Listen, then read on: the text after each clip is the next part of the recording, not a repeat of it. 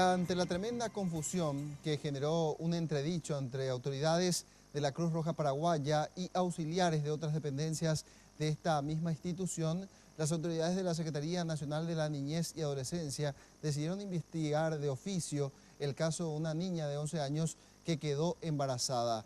De acuerdo a los datos que maneja la institución, en el año 2016 se reportaron 700 casos de presunto abuso cometido contra menores de edad a través del sistema 147 Fonoayuda. Porque no son mujeres embarazadas, son niñas víctimas de abuso y que tienen un embarazo como consecuencia. Directa y tajante, así inicia Alicia Martínez su explicación sobre la problemática del abuso sexual en niños en nuestro país. Según las estadísticas de la Secretaría de la Niñez y la Adolescencia, desde el 2014, unos 700 casos de abuso en diferentes niveles fueron reportados al número gratuito 147. Alguien que detecte esta situación lo debe reportar a la Fiscalía directamente y pasa por todo el proceso de evaluación forense.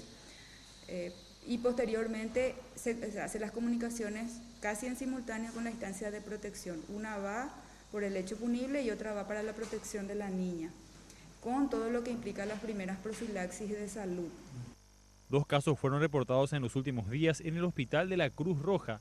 Primero uno respecto a una niña de 9 años que había parido recientemente, información que fue negada por la vicedirectora del servicio sanitario posteriormente, y otro de una joven de 11 años con un embarazo de 6 meses.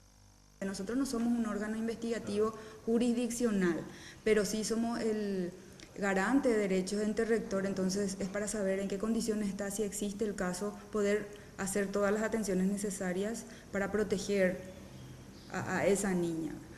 La coordinadora de Fonoayuda afirmó que a pesar de haber iniciado recientemente el año, lamentablemente este no es el primer caso que se denuncia al servicio telefónico y que en la mayoría de los casos reportados, los abusadores terminan imputados, ya que se realiza un seguimiento jurídico a cada caso.